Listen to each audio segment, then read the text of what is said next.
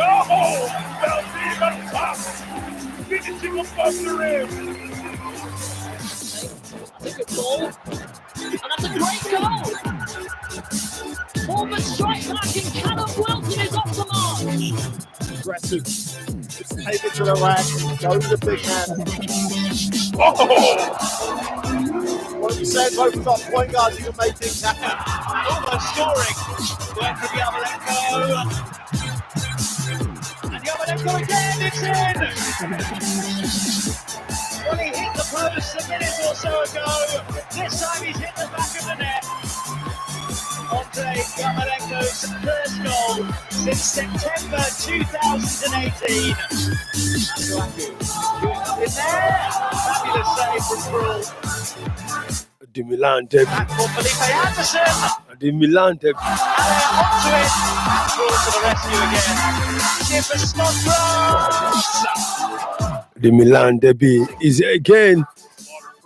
Behind the back. And of course, in about a minute or two, the kickoff for the Milan derby will begin.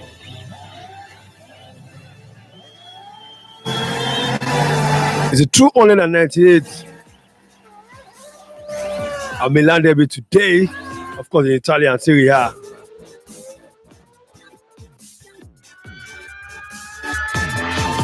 And of course, we'll be looking into that game. I'm giving you the lineup for that match. And of course, updating you because it's live at the moment. Of course, with that, I say welcome to another edition of Sports Thursday, right here on Pensioners 106.7 FM at Barry Gonireke in the city of Ibadan. I like this to say work without play makes Jack a dog boy, but that's everything without sport. It makes me Raymond to look up where the sport illuminator, the dullest guy ever live it. Very first time listener, you welcome on board. And of course, ready to take you into a lovely and of course exciting edition of this episode. Both have got point guards who can make things happen. Almost scoring. Work for Yarmolenko. Of course, the guys are well seated as we speak, and of course, they're ready also to do battle this afternoon because by popular demand, I have to bring this topic out. Last weekend, we were talking about if Pep Guardiola wins the Premier League this season. Don't forget, he's 10 points ahead at the moment as we in the season for the Premier League. And of course, at the moment, is looks like he's going to be a champion. If he wins this title, will it be above Arsene Wenger or Jose Mourinho? And talking about the Premier League legends as far as the gaffers are concerned. And of course, by way of popular demand, the fans requested Chelsea 2003 to 27, Manchester City of 2006 to 2020, of 2016 to 2020, which is a better team. That is the topic we'll be looking at, but not first. We have to go to the Milan derby, definitely going down, already kicked off. And of course, we'll be looking at that. Before, let me introduce you guys. I got Afolayan Akanwalafe in the building this afternoon. Good afternoon. Good afternoon, Raymond. And good afternoon, everybody. Happy Sunday to you. Same here, sir. And of course, I got Sport Wenger, Kalade Motosho, also in the building. Good afternoon. Yeah, good afternoon, Raymond. Happy weekend. Thank you. Are you going to so I saw a caption. Somewhere. I can't mention the name of that because I won't give them free advert. They said the unbeaten against the overbeaten. The unbeaten versus the overbeaten. The unbeaten is Manchester City. The overbeaten is Arsenal. I actually think that caption is wrong because so far so good, no team has gone unbeaten. Maybe in 2021. Well, I don't know. you don't classify unbeaten like that. When you are talking about unbeaten, perhaps you say unbeaten in the Premier League so far this season, and if that is what they are trying to say, I mean, Manchester City they are playing fantastically well now, no doubt, but they are definitely not unbeaten. There's only one team that has actually gone unbeaten in the history of the Premier League. That is Arsene Wenger's Arsenal. That bragging right of Golden Trophy, you know they leave. Until you see a record will remain. Raymond, I don't think we're here to debate on the unbeaten runs of Arsenal. We're here to debate on Chelsea. It's just an aside. and I don't know why Remo actually bring that quote. We just need to. No, we just need to. You know, Like I said, I saw we it. need So to set. We need to set it. We need to set the record very clear. And But the record you are setting it doesn't relate to the topic we are going to treat this afternoon. He made a mention of something, and I had to. Yeah, that is why I'm correcting him. No, I have to clarify. That quote has nothing to do with what we are here to discuss. okay, first of all, let's go straight to action. Of course. Help now. Okay, let's just leave that. The Milan derby is on. Apparently, of course, Inter Milan against AC at the San Siro. First leg, I think I had Milan getting that one, but then this time around, AC Milan at home against Inter. And of course, who get this? First of all, let me take Akamalafe. The game is on already, and of course, AC Inter Milan. Who gets this one? With what is going on presently, I think Inter Milan will definitely overcome this in this match. You think Inter Milan will overcome? Yes. Why do you think so? You know, AC Milan have been on the top of the league for a very long time this season, and recently Inter Milan dislodged them from that top position. And based on the current form, AC Milan, they don't have the capacity to hold on to that first position again. If you look at the last time they won the league, it has been a very long time. They don't have that criteria again for them to hold on and eventually win the league. When they started the league, I tipped them to win this Scudetto, but with the way things are now, they can't hold the pressure again. They can't hold the pressure again. Let me just give a rundown of all of the team list, the starting lineup for both teams. As we speak, we have for AC Milan playing at home, we have Donnarumma in goal. We have Davide Calabria in defense. Alessio Romagnoli, the captain of the team. Theo Hernandez, of course, Simon Kjaer, all in the defense. In the midfield, we've seen Akan Kanahologu, of course, Ante Rebic, Salamakas, and of course, Frankie Kisse, all in the midfield, and Sandro Tonali. It's a 4-5-1 for AC Milan. Of course, Zlatan Ibrahimovic seems to be the only striker up front for AC Milan. 1-0. Wow, Inter is up. I tell you, Inter is up. They have the momentum, definitely. You can say that again. But it seems like Inter Milan have taken the league against AC Milan as we speak. And of course, with the goal scorer, I want to see Lautaro Martinez has scored his 12th Serie A goal.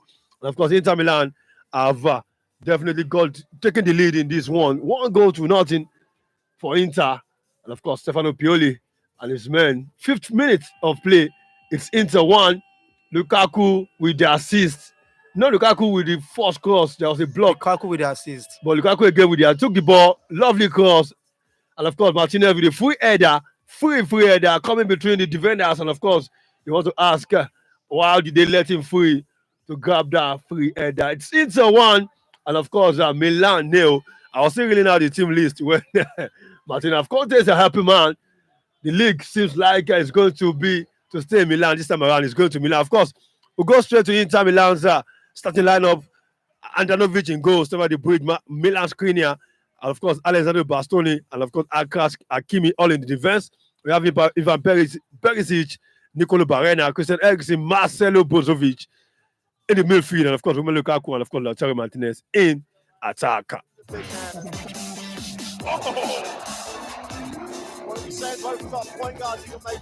I said, it's 1-0 to Inter Milan at the moment. They have the momentum. And of course, let me bring in Sport Wenger at this moment. Wenger, Inter AC. Another chance for Inter Milan. Oh no, one cross. Only locate his man there. Lautaro Martinez. Seems like Inter having the ban. Sport Wenger, this game, do you see a turnaround? Of course, it's still early days now. I mean, it's barely 6 minutes, so anything could still happen. But of course, like he rightly said, Inter Milan definitely have the momentum. And in fact, they have everything to lose. If they fail to win the Serie A this season, I personally think they should actually fire Conte, because this is all they are playing for. They're out of the Coppa Italia. They're out of Europe entirely. I mean, and now they're currently, prior to this game, they were at the summit of the Serie A table with a point. So for me, I actually think that he has everything on his hands. Yeah, Inter Milan played midweek in the Europa League. So if I mean, he didn't play anything in the midweek. They had enough ample time to actually rest. So for me, I think he has everything to lose. He has rest on his side. He has full focus on his side. He does not need to be distracted by European distraction or domestic cup competition. So for me, if he fails to win the title, he should get the boot. He should get the boot if he doesn't win the title. And of course, Inter Milan apparently, as we speak, leading by a long goal. In the past 5 matches, Inter have won 4, drawn 1. Why? For AC Milan, past 5 matches, they've won 3 and of course lost 2 twice. Will Inter maintain or hold on to this 1-0 lead? We have to see, of course, it's still the first half, and of course, it's 8 minutes played right about now. With this win, if Inter Milan win rather, then they will be going like 5 points ahead. And of course, don't forget that Roma, Lazio, and Juventus are still in the mix, talking about the title race. That's a great goal. Forward shot back, and Callum Wilson is off the mark. Aggressive. Take it to the right. Go to the big man. Oh, Okay, while we follow that game as it's being played, definitely we'll go straight to discussion of the day. And of course, we're talking about nothing more than Chelsea of 2003 to 2007, and of course, Manchester City 2016 to 2020. Which of these teams is the better of the two? Of course, don't forget that City's team broke so many records. I mean, they became the first team to win the domestic treble. They became the first team to reach a centurion of points, breaking so many records. But then, Jose Mourinho's team as well, during his era, was a team that conceded the least goals. And of course, they took hold of the Premier League back-to-back win, and of course, inclusive with domestic trophies as well. But today, which of these teams is the best? Chelsea 2003 to 27 or City 2016 to 2017? I'm going to bring the guys on at the moment. Maybe I should take some sort of introduction before we go into full details. I think I need Jack Bami. Who goes in first? Chelsea 2003 to 27, and of course, City 2013, 2016 to 2020. Anyway. Okay. Any day, anytime, I will definitely pick Chelsea of 2003 to 2007 ahead of Man City of 2006. Look at the team. Before the coming of Mourinho, they struggled to win trophies. Though they do qualify for Champions League, maybe semi-final in 2004, 2003, if I could remember, when they were dumped out by Monaco. But when it comes to domestic trophies, they find it difficult to win trophies year in, year out, compared to that of Man City. When Etihad's family bought Man City, they were able to win the league when Mancini coached them, even Pellegrini. So they have developed that status quo of competing for the league year in, year out before Guardiola came on board. Unlike Chelsea, that the last time they won their title was 50 years ago, before Mourinho came on board. So he came on board, there was a kind of massive overhaul. They bought a lot of players and they won the league in his first attempt. He won the league back to back. He did not only win the league, he set a record of fewest goals conceded in a single season, which was 15 then, if I'm not mistaken, 15 goals. Yeah, you're right. And a record of clean sheets in a single season, was it 24 or 25 by Peter Cech? So this will make me to pick Chelsea of 2003 to 2007 ahead of Man City. And if you will consider the impact on the players, Lampard was actually voted second best player. That was a period Lampard was voted second best player in the world. That was 4-5. 4-5, and Ronaldinho came first, Eto'o came third. This was the impact Mourinho brought to the team. And if you look at the kind of football Chelsea play after Mourinho, they still followed that philosophy that was led behind by Mourinho until Conte came on board recently, maybe 2016 or so.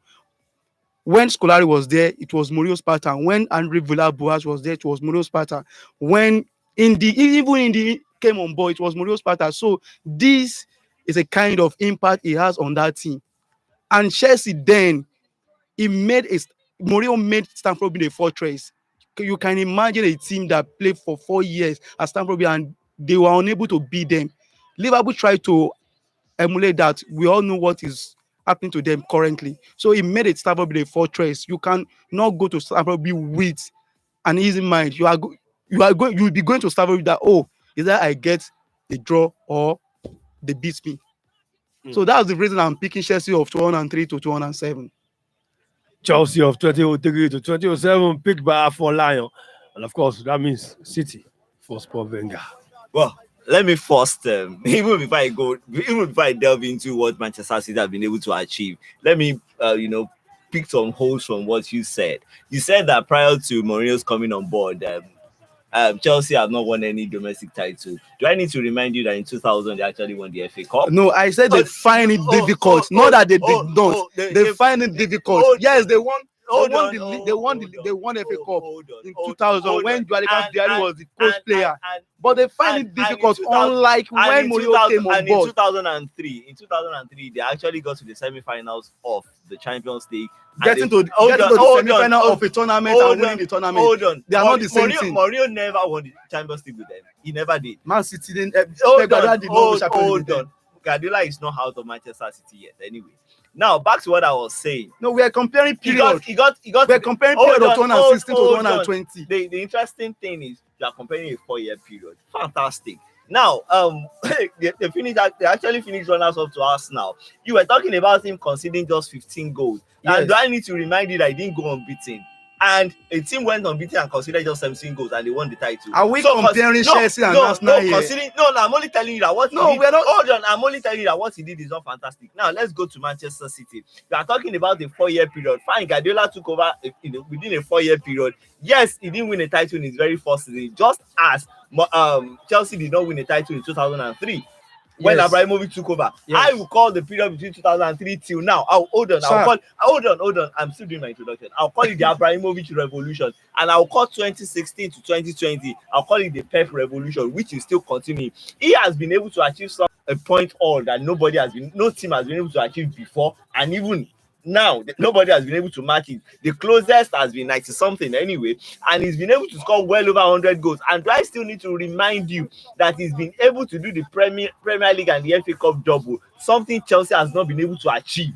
Be it Mourinho's era or after Mourinho, they've not been able to do the Premier League. Hold on. No. I won't hold on. At this point, Are you telling me Chelsea have not been able to win the league and FA Cup in the same season? They have not been able to win the league and the FA Cup in the same season. What about 2010 when Ancelotti was the coach? Have not been. Are we talking about 2010? No, you mentioned Chelsea. Are we talking about? You mentioned Chelsea. No, are we talking about 2010 now? Are we talking about? No, we need to say the record.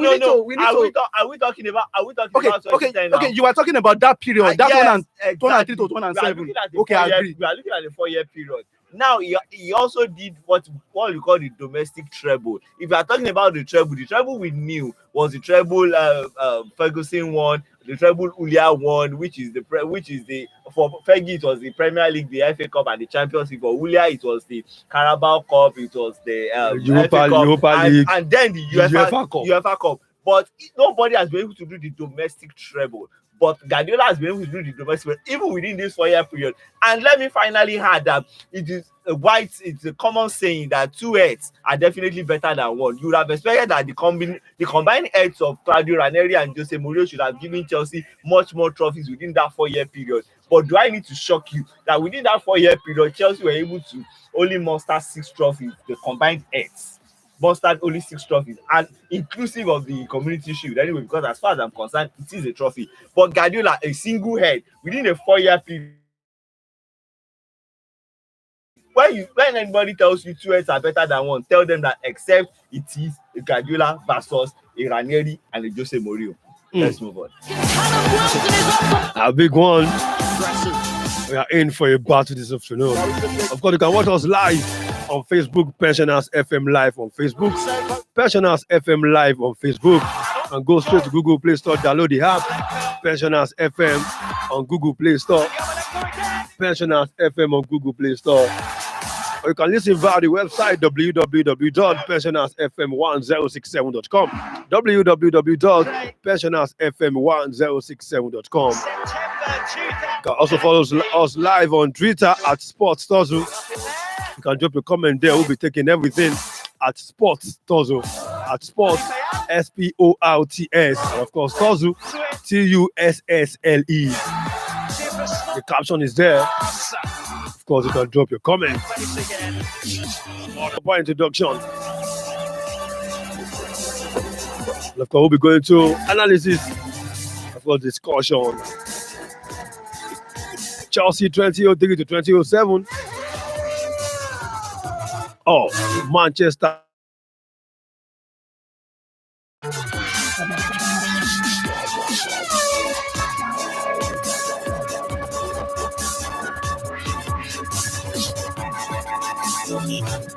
First off, let's look at. I won't want to go into their records. I think both teams have got records. Why some may be much more than the other, but putting that aside, I'm going to go into eras. Their eras: 2003 to 2007, 16 to 20. I'll compare the football during those eras. How easy, how hard, and of course the competition. Okay, Raymond, you cannot compare how difficult football was then, the year 2003 to 2007, how difficult it was then, to the period of 2016 to 2020.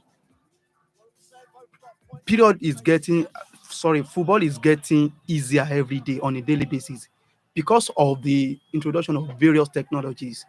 During the time of Mourinho at Chelsea, 2003 to 2007, nothing like goal line technology, nothing like video assistant referee. But when it comes to the period when Guardiola came on board with Man City, we have several technologies that make football look easy. Not that it looks easy, that make football to be more easier. And during those times, you cannot compare the kind of players we have then during the time of Mourinho. You cannot compare how agile, their physique. You cannot compare them to how players are now today. Players are very, very soft now.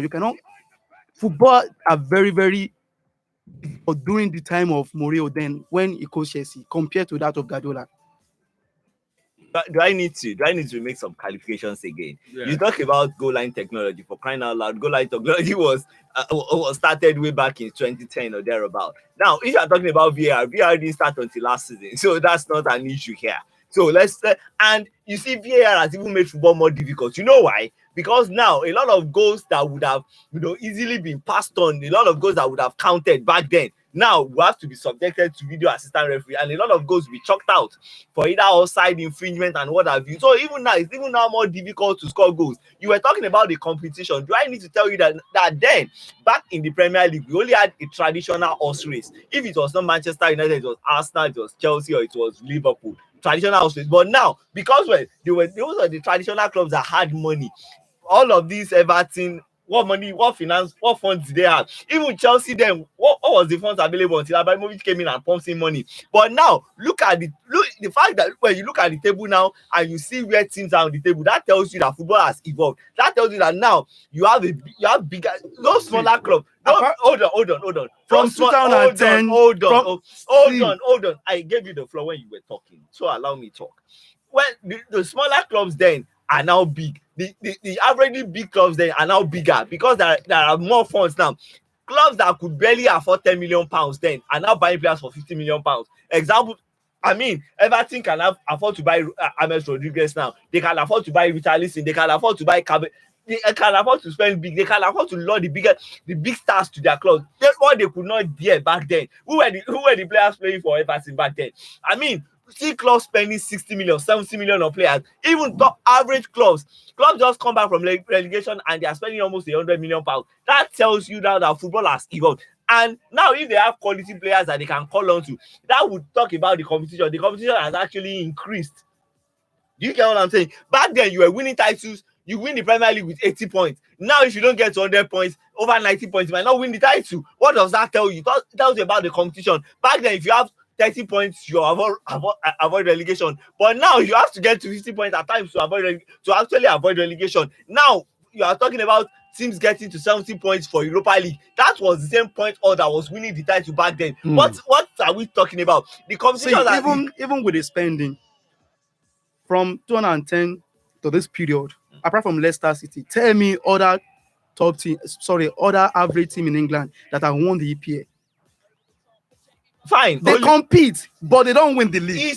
It's still within Man City, no, Chelsea. That is the question. Even Liverpool. That is exactly what. Those Everton, Tottenham, That is exactly, they are just competing because of the spending. Why I agree with you on that spending. They were able to spend because of the TV rights. They shared the TV rights equally in England. Not only TV rights alone. We have seen investors come in and pick these small clubs and invest massively in them. With investment, yes. Tell me an average team that have been able to win the league. You cannot. No, you cannot. You cannot. Even Leicester City. No, you cannot. Miraculously, you cannot expect a team to come from fighting relegation to winning the title. It doesn't happen all the time. Yes, Leicester City did it, but it does not happen all the time. But you mentioned it now. No, hold on. But you can see them going from battling relegation to actually vying for top 4. Look at this season. Last season, Aston Villa barely escaped relegation. Last season, Southampton barely. You could see what they've been doing this season. West Ham last season, they barely escaped relegation. You could see what they are doing this season. That tells you that these guys have been able to improve on their squad through investment, and they've been able to put a stern fight. Now you cannot say that categorically that Manchester United will take to the cleaners. We are talking about consistency here. Okay. You said that Aston Villa barely escaped relegation last season. What about Sheffield? What about Sheffield United? For crying out loud! Look at what they did. Look at what they did last season. If I ask you, how many times has Sheffield United been to the Premier League? How many times have they? Look, I'm trying to oppose your notion. Okay, which is look at what Sheffield did last season. They played beautifully well last season. They almost qualified for European football. And look at what they are doing now. No. We're talking about consistency here. Their slump started the moment they came back from Project Restart. Their slump did not start this season, so that's another 4 power from you. That is we are talking about consistency. That is what you cannot take away from this top team. You cannot pick Sheffield United. You cannot pick Sheffield United as an emblem of club. Why not? I don't know EPL club. Why not point out to Aston Villa? Why not point out to Southampton? Why not point out to West Ham? No, you pointed out to the team that will support your point. Why I'm pointing out to the team that will support my own point? No, you just pointed out to just one team, Sheffield United. They came to the Premier League for the first time, I think, last season, and yet you want to make them a yardstick of consistency. Hell no. Then you said something that Mourinho turned Stamford Bridge into a fortress. So I need to remind you that the match that he lost, that cost him his job, was at Stamford Bridge, and it was against McLaren's. It was against Martin O'Neill's Aston Villa. So let me tell you something. He turned Stamford Bridge into a fortress. I am still maintaining my view. Before then, 86 home unbeaten. Before then, no team has been able to achieve that, even till now, in the history of Premiership. So it is not again saying I am not missing word here. It turned into a fortress. If you are coaching a team, that does not mean that one day, sooner or later, you will not lose one home match. You will definitely lose a particular home match. What was he able to achieve with that? By turning them into a fortress. The record still stands. Okay, no. They still make recourse to the record. Beyond, hold on. At least if you are not losing at home, if you are picking maximum points at home, at least it should help you. It should be a means to an end. It should be a means to trophies, right? He definitely won EPL back to back with that trophy. Okay.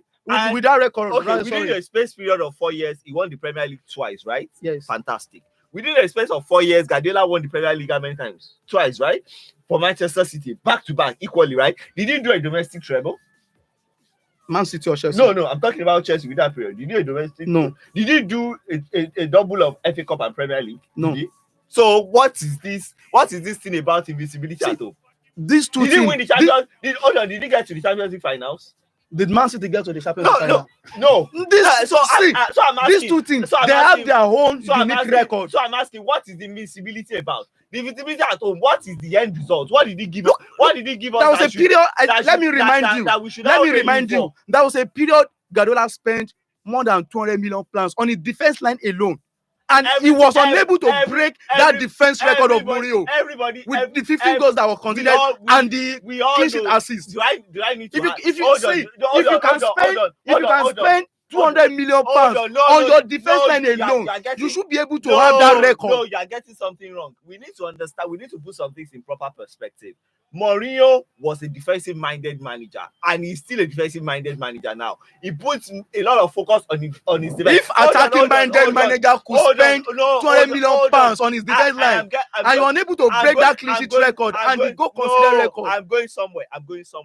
Guardiola we all know is an attack-minded manager, and the statistics have actually showed it because he has scored well over 100 goals. Mourinho in his entire Premier League career with Chelsea, he didn't score up to 100 goals. He didn't score well over 100 goals. We are talking about a manager that scored well over 100 goals to win the title. So that tells you that, okay, when you are talking about the attack, where you know he is a man, you know, he's attack-minded, he has results to show for it. Fine, spending 200 million pounds. Do I need to add to you that? Do I need to add that the transfer market has actually evolved? When you are talking about 2003, 2004, what was the average transfer fee? What is the average transfer fee now? A player that cost 20 million in 2003, 2004, the same player now will likely cost almost 100 million pounds. So when you are talking about somebody spending 200 million pounds on this defense alone, you need to look at the transfer market at that point in time, because that would reflect on what the transfer fee now at the moment will be. So I mean, Coutinho was bought by Barcelona for 120 million. Are you saying that they would have bought Coutinho in 2003 for 120 million? Hell no. This So still boils down no. to- It See, does this not. still It boils does down not. to It does the not. person that will negotiate for No, your club. it's not about. Do I need to add to you that? How much did No, Chelsea bought Hakim Ziyech do I need to add? with Timo Werner? Who is Hakim Ziyech for crying out loud? Who is Hakim Ziyech? I'm going somewhere. Who is I'm Hakim somewhere. Ziyech? Some club will actually Do you know that purchase guy- that guy double of Do the you- money Chelsea do bought you- him. Do you know that Guardiola till date? Do you know that despite the fact that he's managing Manchester City with a bottomless pocket, do you know that he's yet to sign a single player for 70 million pounds? Do you know? His highest signing is still Rodri that he bought for 60 million. So what does that tell you? And do I need to remind you that the same Chelsea bought Havertz for 72 million pounds with absolutely nothing, with no track record? I am only telling you that the transfer market has evolved, and that to a large extent does not. Yes, it has No, evolved. hold on. But It does if not- your hold on, negotiator hold on. can do a It's not perfect job, it's not about you will still get a it's not player at a about- reasonable it's price. not about negotiation. It's about negotiation, No, my brother. It's about. Hold on. Hold on. Just hire this lady, Hold on. Marina. It's not about. Hire her. It's not You will about. get players at a reasonable So price. why did Chelsea buy Havertz for a reasonable? You are fee? just mentioning Havertz. Why did they buy Ben Chilwell at a reasonable price? Ben Chilwell for 50 million pounds, 50 or 45 million pounds. Are you telling me it's not a bargain price?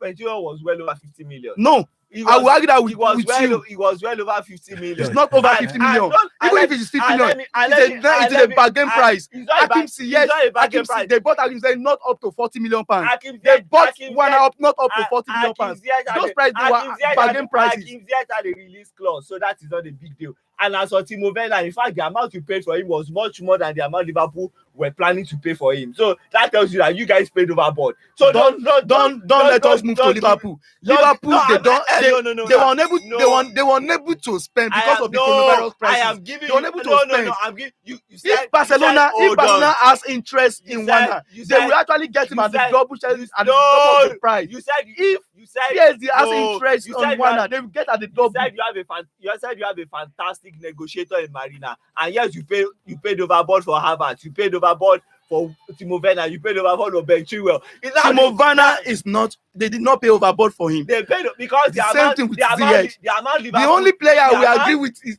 that Ziyech as Havertz. No, the amount Liverpool were offering for Timo Werner was not even up to the You amount. cannot use that of Liverpool Why to. can't I You use can't it? use- Chelsea Why can't I use 2003 to See, 2007 you want to buy a player. Anyway, versus we've made- Chelsea 2003 we to digress for so 2007 versus Manchester City 2014, 2016 to 2020. AC Milan, Inter Milan is still into one. AC Milan nil. Lautaro Martinez getting the goals, getting the goal of the game. 50 minutes. And of course, other results quickly on the top 5 league. Barcelona at the moment in Spain, courtesy of Lionel Messi's penalty. It's leading Cadiz by a long goal, 68-minute played. In Germany, it was Augsburg 1, Bayer Leverkusen 1. Match ended. In Italy, Parma played a 2-2 draw against Udinese. While in France, full-time result, Montpellier 2, Rennes 1. While in England, it was West Ham United 2, Tottenham Hotspur 1. And of course, Leicester City at the moment leading Aston Villa by a lone goal.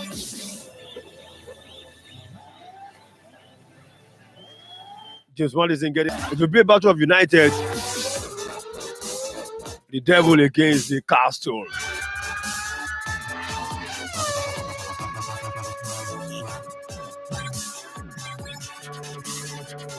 Okay, back to the discussion. Chelsea 2003 to 2007 versus Manchester City 2016 to 2020. Looking at the players involved at both eras, the players, Chelsea's players against the City players, who are that top-notch set of players during both eras, Chelsea or City? Chelsea or City?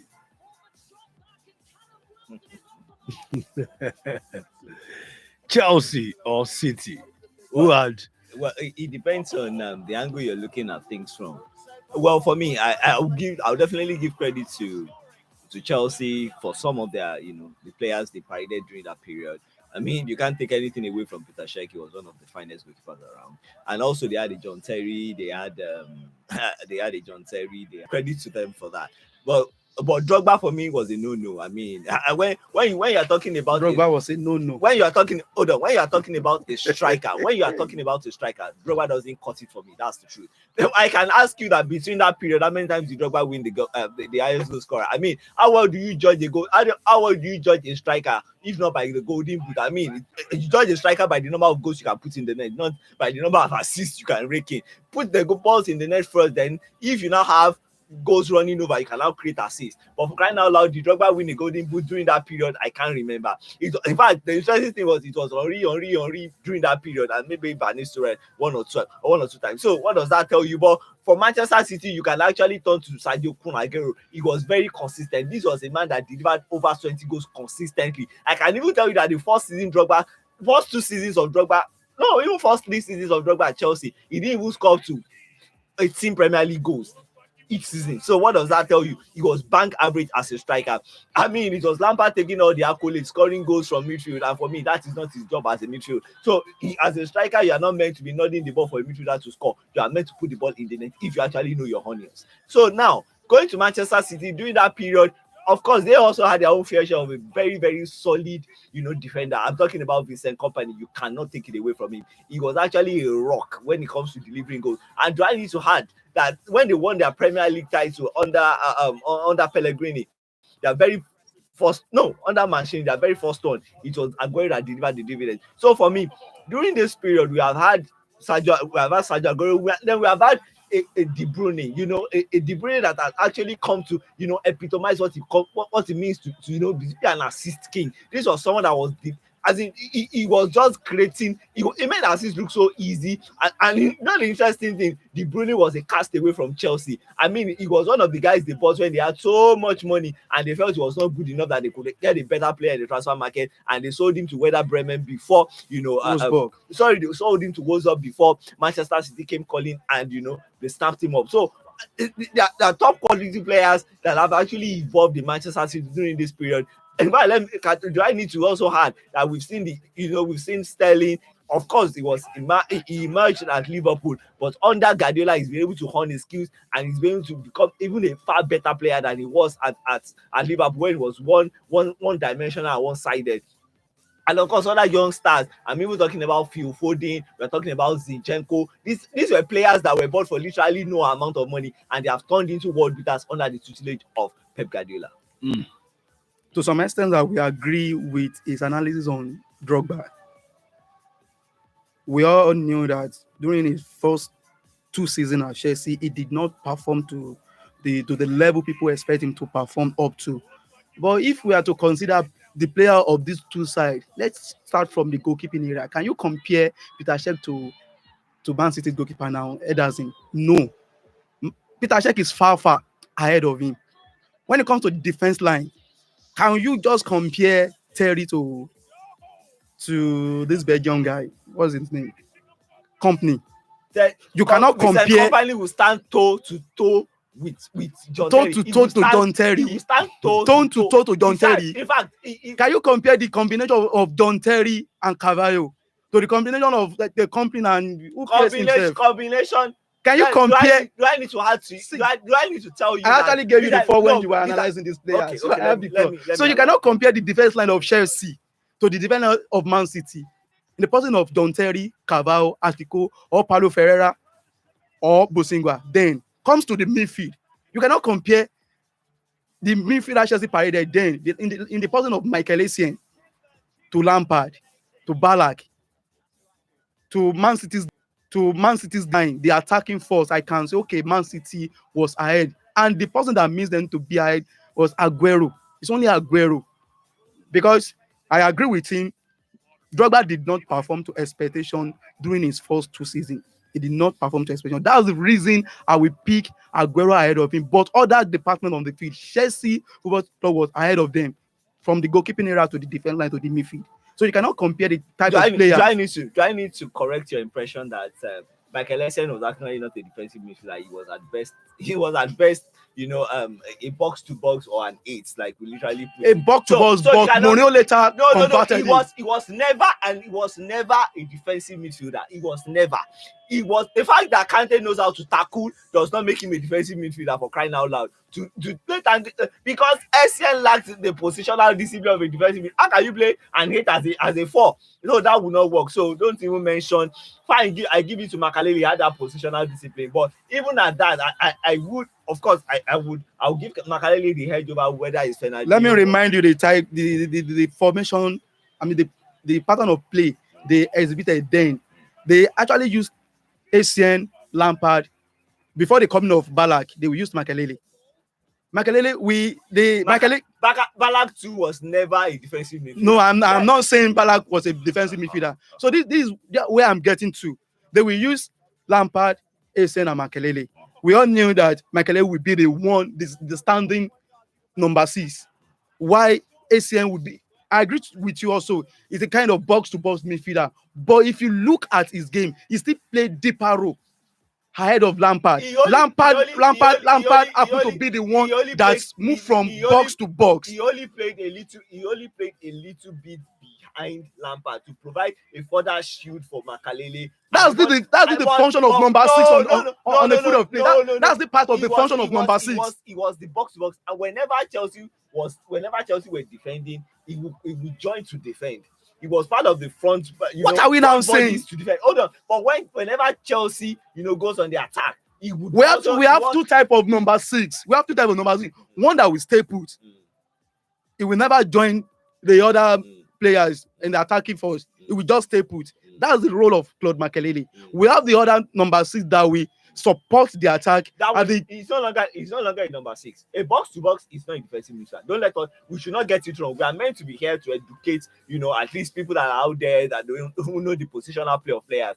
A box to box is never a defensive midfielder. If you're a box to box, the defensive midfielder is meant to have. Even if you want to stray, don't stray beyond your half, because you are meant to protect your team against a swift counter attack. So what will you be doing if you have already ventured forward? So for me, I'll give it to Makaleli when it comes to defensive midfielder. But of course, I cannot even pick. How will I pick a Michael Essien ahead of a De Bruyne? What sort of assist will Michael Essien give? But do you know that we have some matches that Chelsea fielded Lampard, Ballack, and Essien? The fact that, do you know that? Yes or no? Yes, because in that kind of match, who now play as number 6? Makalele was the defensive midfielder.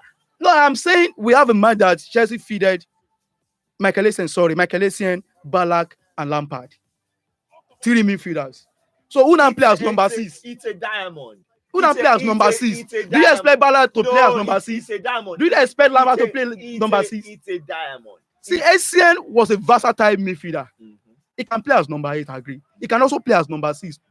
If you're a versatile player and you can play in a multiple of roles, there will still be one that is your most preferred. For a player of Ballack, for a player of Michael Essien's energy, he cannot stay in one place. Look at his game, even for Ghana, for Lyon, for Chelsea, even when he went to Real Madrid. Okay, let us consider what Chelsea is playing presently. Now, Tuchel prefer to use Jorginho and Kovacic at the base of the midfield. Neither of them is a defensive midfielder, and that is Jorginho is a defensive midfielder. No, Jorginho is not a defensive. Jorginho is a defensive midfielder, and in a match that Jorginho doesn't play, and they play Kovacic. Jorginho is not a defensive midfielder, and it's so obvious. that is why Chelsea's center is very, very, very weak. Let me open the phone lines a bit. 09081 11 1067 09081 11 1067 or 0808010 1067. Chelsea's 2003 to 2007 versus Manchester City 2016 to 2020. Which do you think is a better team? Once again, 09081 11 1067 or 0808010 1067. And of course, you can send a message via WhatsApp 0902672 1042 090 2672 1067. Away from the players now. Let me put it this way. Put City's players, let's backdate. City's players to 2003 to 2007 and Chelsea's player 2003 to now. What do you think we have the band? What do you think we will all over? Do you think that Chelsea squad will be able to get 100 points now? They can't. Yes, They can't. they will definitely They get can't. it. Yeah, You cannot compare how easy football is now to when they play. Why would You cannot compare. Why would anyone say football is easier now? I don't Football is understand. easier now. You are talking about football now that you have clubs now have more money. They can bring in some better players. So Look at the quality of strikers then. Can you Look at the imagine- quality of can you- defenders can then. you- Can you imagine? Look at the quality of goalkeepers then. In the person of Edwin Van der Sar, See, Peter Cech. you have fantastic goalkeepers back then. You still have fantastic goalkeepers now. Now you still have the likes of Keylor Navas of this world. You still have Ter Stegen. You still have Malonua. You still have. Can you compare the goalkeepers now too? You still have Ben Len. When Oliver Kahn You still have Ben was playing. Leno. For crying out loud, there will always be fantastic goalkeepers. There will always be fantastic. Yes, defenders. that will The be, point- but hold you on, cannot- Hold on. The point is that can clubs afford them? Back then, very good players were in the purview of only the big clubs. They were the ones that could, sign them, pay the sign-on fees, give them some very attractive wages. But now, even average teams, look at Aston Villa now. They can boast of Jack Grealish. I mean, back then, Jack Grealish would have been playing for a top 4 side. But now, Aston Villa can still afford to keep him. They can still say we are not selling. Buendia, as good as Buendia is still at Norwich. Norwich can still afford to say we are not selling. That tells you now that now, even very, very small clubs can still afford to, they still have decent amount of money to still lose some decent players to themselves. So that makes it very difficult to beat them. Now imagine what Aston Villa will be without Jack Grealish. They will be rolled over. Imagine what they will be without Emiliano Martinez. They will be rolled over. Imagine what they will be without Ndidi. He's a fantastic player. He will make the cut in some other defense I will side. not agree with you. But yet, Man City Leicester City is having a fantastic run now without Kevin De Bruyne, without Aguero. Had they been there, they did not have that smooth run, and Kevin De Bruyne and Aguero are not playing. Why- People will claim Why that would they- it's why would because they- Aguero why and would they- Aguero why and would they Kevin have- are not why playing. would they- Are not playing. why would they But you are have- saying that why would they have a if smooth Aston run? Villa doesn't have Grealish and Martinez, they won't be playing fantastically well. No. I If am- they don't have those players, they might be playing So, more fantastic football than what they are doing Back now. to my question. Chelsea's team of 2003-27, can they get 100 points? Yes, they will actually get. City's Look at team the of aggression, now. look at They the fighting cannot. spirit. They City's cannot. team of Then- now, then- can they get 100 points They in 2003? This same They Chelsea- won't. this same They Chelsea- won't because hold on, if you this look at the Chelsea Chelsea team- squad, then this Chelsea they team- have this fighting spirit. this Chelsea It is team- over. It is not over until it is This over. Chelsea If team- they concede at 89 minutes, I still have the belief that no, you are not winning until I hear the final whistle. Compared to Chelsea of today, How come they never got 100 points? How come they See, never? How come they never? How come they the never? issue of 100 how come points. They never won the Premier League and FA Cup double. the issue, How come they never got to the? they were Champions able League to final? win FA Cup. No, they did not. They were able to I win said, Carling Cup. I said, They were able to I win said, Community Shield. let's They were not- able to win do I the need league to- title. Do I need to have? Hold on. I said. If they are mentioning the team that have won FA Cup today, they will mention Chelsea. They won't because of the fact that they did not win it. I said Premier League in the same season. I said Premier League and FA Cup double. There is a reason why we hail teams that did the double, that did the treble. There is a reason why we hail them, because it is difficult enough to win just one trophy. But when you go ahead and you win 2 and you win 3, I mean, it becomes more difficult and literally impossible. Now, In 2005, Chelsea actually won the Carling Cup and FA Cup. In 2007, they won the Carling Cup and FA Cup. So they actually did their own double. Do I need to add? I can only agree with you that some doubles are more significant to others. Do I need to hide? This period, Do twice I they did double. Do I need So what to, are you saying? Do I need to add this? That back then, the Carabao Cup, the Carling Cup, the whatever cup they call it back then, was a grooming space for young stars. As far as the big clubs were concerned, the likes of Arsenal, the likes of Manchester United were using it as a breeding ground for their young stars. So they never took it seriously. But now that trophies are few and far between, now that it's very difficult to even win just one trophy, teams are taking Carabao Cup seriously because they know that it might just be their thoroughfare into, lifting the silverware at the end of the season. But back then, big teams like Arsenal will use it as a training ground for the likes of Fran Merida and all those Lupoli. So don't tell me because you won the FA Cup and you won the Carabao Cup, you are now saying you won the dub. Please, you did not win the dub. You only won two. You only won two significant trophies, especially the Carabao Cup. You won update, please. Update. One insignificant trophy, please. Cadiz, I've got an equalizer against Barcelona. 89th minute penalty from Alex Fernandez. And at the moment, it's Barcelona 1, Cadiz 1. 90 minutes played. It seems like Barcelona. 90 plus 2 minutes at the moment. That means at the time, I know, they lost woefully down in the week. And it seems like they're doing a carryover of that. Leicester City 2, as a Villarreal at the moment, it's 43 minutes. In the Milan derby, and of course, we have Avi Barnes getting the second goal. In the Milan derby, it's half-time, and it's Inter 1. AC Milan 0. After half-time, of course, Lautaro Martinez getting that one. We are reaching the home stretch. I have not gotten what I want to get. Chelsea 2003. Can they get 100 points now? City 2020. Can they get 100 points 2003? Give me the reason why they can get. They will definitely get it. Look at the quality of players then. But they played back then. Why didn't they get 100 points? They did now. What was the highest point on Chelsea got? You cannot compare the quality of players in then. 2003. What were the quality of players? That is what I'm asking you. What were the quality of players? We are talking about a top four that was still, they kept recycling the same top four. Teams are getting softer and softer every day. All teams. I'm not saying only Man City alone. I'm not saying only. Can you compare Chelsea of today to Chelsea of then? Compare Manchester City, Manchester United of 2008. So this man, you cannot compare them. Why can't you compare? You cannot compare them. Teams are getting softer and softer every day. So if Chelsea of that much quality are playing now, they literally get it. Teams are getting better. Teams are scoring more goals now. And even technology is aiding teams. What do I mean now? I mean, with VAR, we've had some goals that would have been chalked off for whatever kind of officiating back then. Now, referees have another second opportunity to actually have a look. And some of those goals will actually count. I'm talking about now, a little infringement now is a penalty. A little infringement now is a card offense. So what does that tell you? And you're telling me what I'm saying here. You're telling me that teams are getting now, softer. What do you mean by teams are getting softer? Now, players rest on decisions from the referee. Okay, if they touch me, I will definitely get something. Have always relied on decisions from the referee back then. Players have always relied on decisions back then. Okay, this player actually, this Chelsea player that Sarri signed from Napoli to Juventus. Jorginho? Not Jorginho, this striker that Pirlo released from Juventus recently. What's his name? They're talking about Higuain, thank you. He told Timo Werner that, see, defenders in Ipe, they are like brick walls. Do you know the meaning of that thing? That like brick walls. He played in Chelsea maybe 2 seasons ago. And Timo Werner is playing now. He's letting Timo Werner know that where you are going to. Like, so do I need to tell you that when Higuain came to the Premier League, he was well over 30.